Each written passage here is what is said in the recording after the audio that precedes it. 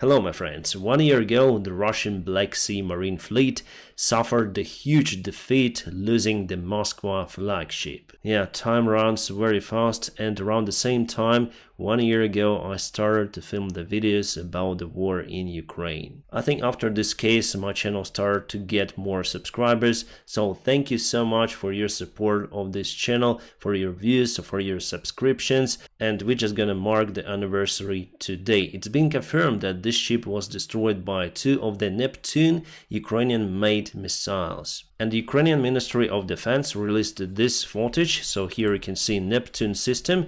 It fired 1 rocket and right after the other one, and they claim that it was the exact launch filmed 1 year ago. It is the iconic moment for Ukrainian defenders because, first of all, the Ukrainian weaponry was used to destroy the Russian ship. Maybe because we were out of the Harpoon rockets by that time that were delivered to Ukraine a little bit later as far as I remember, and now we are using them as well. For example, Saki base was attacked by the Harpoon rockets. And we can see that the modern day rocket systems may destroy even huge ships as Moskva, and just compare the price for this system and for the ship, it's incomparable. About the ship, Russia lost many of the men out there, and just a few days after the ship confirmed sank, Russia did some sort of the parade from the sailors who survived that accident. If you may call it accident. Well, actually I think so, because Russia claims that no rockets were used by the enemy side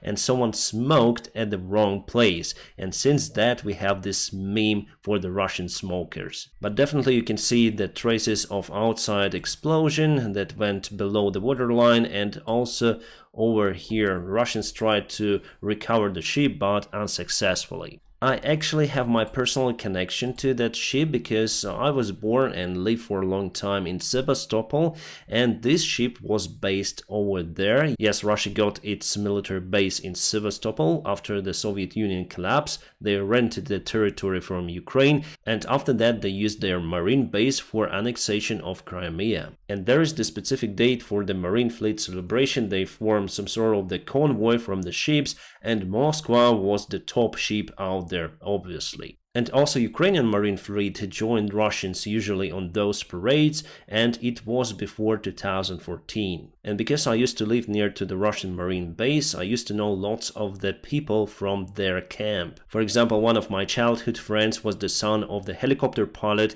who was based on that ship. You can see it has this spot over here where the single helicopter may land. Usually it's the Russian Kamov K-27 that is equipped with surveillance equipment and may spot submarines. And this ship was firing rockets on parades, targeting the dummy NATO submarine or something, and I have never expected that this ship would be firing rockets to Ukrainian territory, targeting our military bases and civilian infrastructure. And also I have never expected that I would be so happy to see the ship being destroyed. About the sailors of the ship who lost their lives because of that accident, well, I don't really care. They've started this war and they were using the ship to eliminate us as the nation.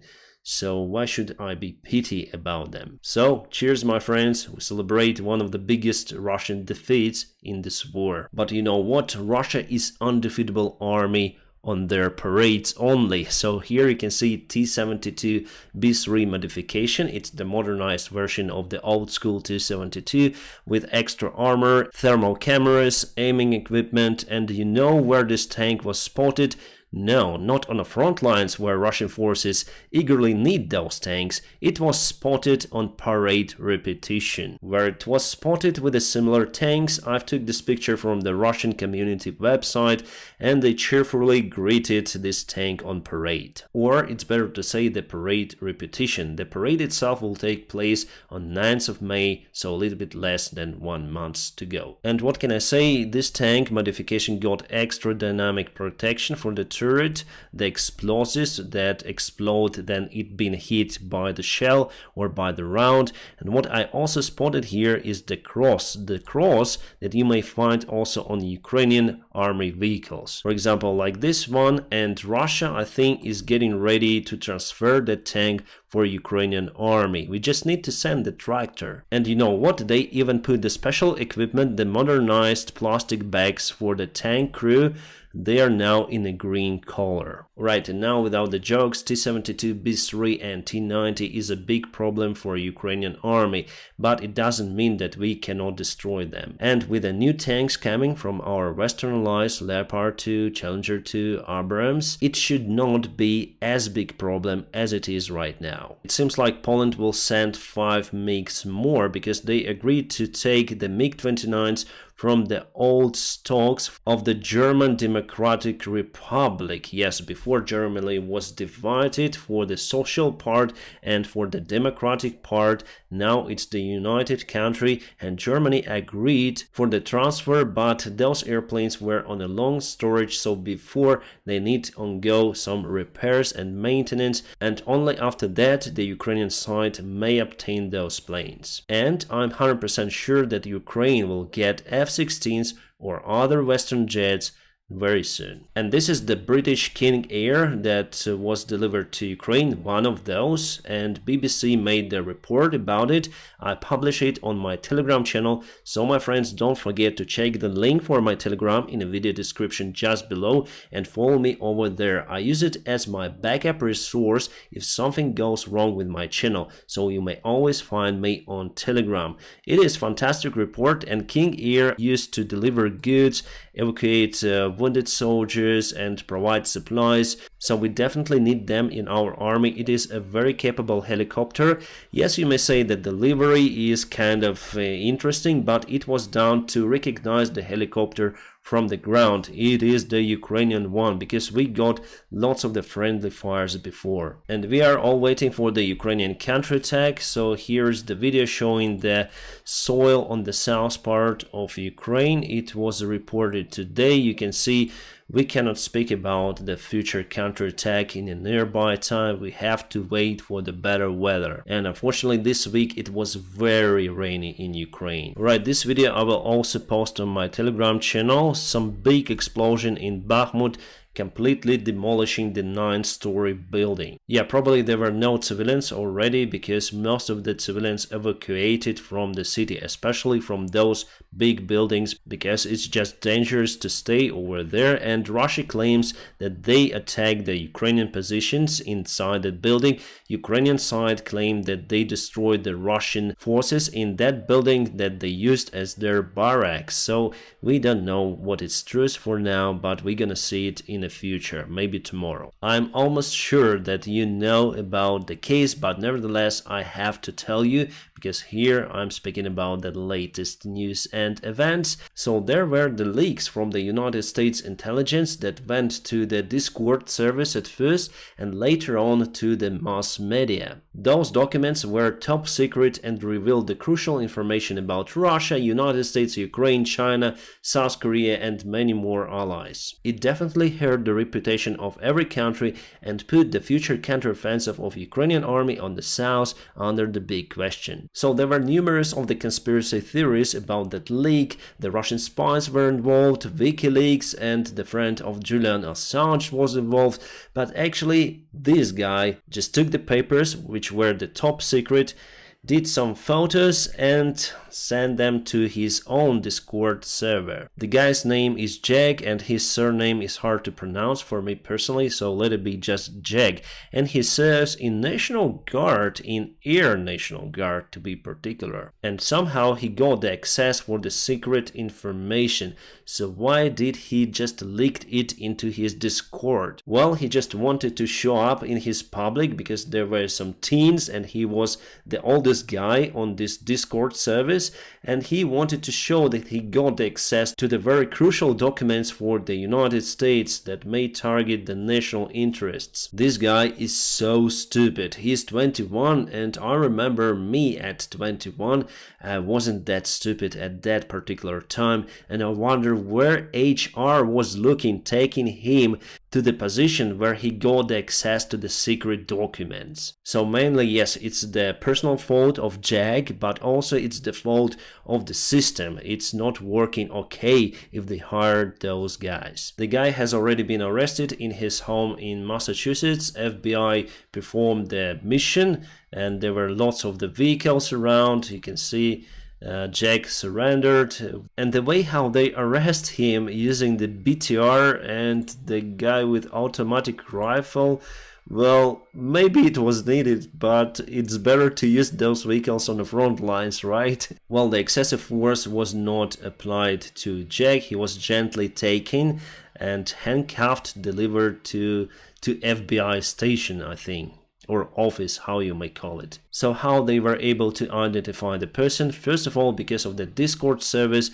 and secondary, because of the social media and actually taking photos of those secret documents. Jack used his kitchen table to take the photos of the secret documents, and apparent match was found in the structure of the table between his social media photos and leaked photos. I wonder what term in prison he might have, or in some states, from what I understood, you may have the death penalty for that action. If you betray the United States and hurt the national interest significantly, this can be applied. So he just ruined his life, and again he hurt not just the United States but many other countries. Some say that it was a brave move to uncover the secrets of the Western countries about corruption, about the politician games, but actually nothing like that was in those documents. It was the clear statistics and clear actions of the United States, not only government but the military. So the guy just fucked up with his mission to show off in his community where he was the king. This is the T-55 Russian tank, and it was spotted near to the front lines. Before, Russians say that this tank will be used as the spare parts for T-62,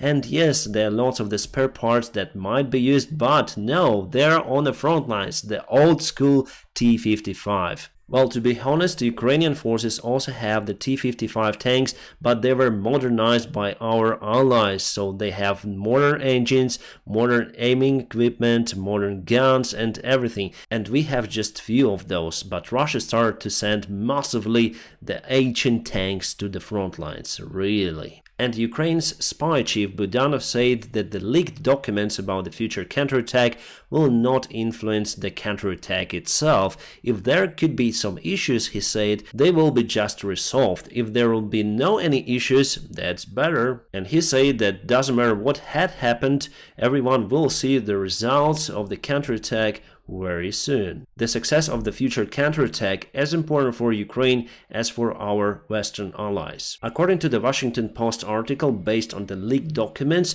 China decided to supply the military help to the Russian Federation. It happened at the beginning of this year in February, and remember how we got the information about it already in the press that China wants to support Russia with drones or send more ammunitions or other stuff. So I would say that it's the big news that United States were able to obtain this information from the Russian spies or from the Russian military who were responsible for that deal. China wanted to mask everything, to cover it as the humanitarian aid. But because of the stupid Russian military that cannot keep the secrets, now we know the real thing. And because of that, China hadn't had any choice rather than to stop that deal. So Russia will not obtain anything from China directly, at least, and we also know about it from the Washington Post article. China just afraid of the big sanctions. And for the first time, Finland joined the military drills with NATO as the full member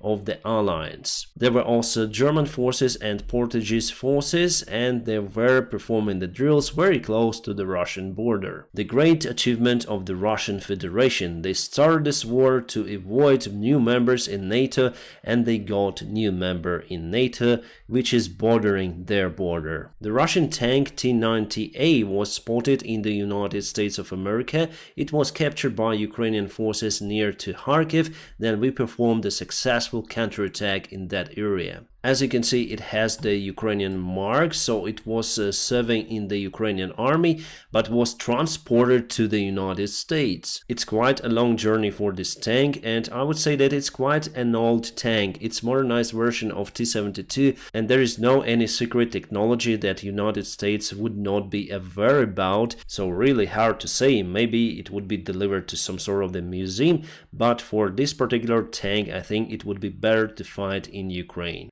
Obviously on the Ukrainian side. We have the information that Russia started the production of the cruise missiles HAV-50 and they will produce them massively. It means that this autumn Russia may repeat their attacks on Ukrainian infrastructure. A very stupid decision comes from the Ukrainian Sport Committee. They banned national teams to participate in international events or competitions where other sportsmen from Russia or Belarus are presented. I totally disagree with that. It is the most stupid move and has nothing in common with patriotism and with current Ukrainian spirit that we have. We need to fight no matter what. We need to challenge ourselves also on the sports. And the more medals we have, the better it is for Ukraine. So they do not want to invest in Ukrainian sport infrastructure. They want to ban everything. And you know, our sportsmen are very dependent on international competitions. So, Ukrainian Sport Ministry, or what I should call you, stupid dumb fuck, what you did is total nonsense, and please recall your decision, otherwise our people will just break you apart. Our people, I mean Ukrainians, who understand how difficult it is for the sportsmen to live in a current environment. And those corrupt officials from the sports ministry, they are totally out of the ground. They do not know anything about the sports. They want to take money from the sports. Yeah, I'm very angry about the case, and I hope that this information will be spread around internet to show how stupid Ukrainian sport ministry really is. And I wanted to review the military map today, but they're just minor frontline updates. It means that there is no big movement, the Bakhmut is standstill, and it's the good news. So my friends, just press the like to this video, and if you want to support my job, there are some links available in the video description below, and also you may support me on Patreon and on the sponsorship on this YouTube channel. My friends, thank you so much for your awesome support. I wish you all a peaceful sky wherever you are, and have a great time.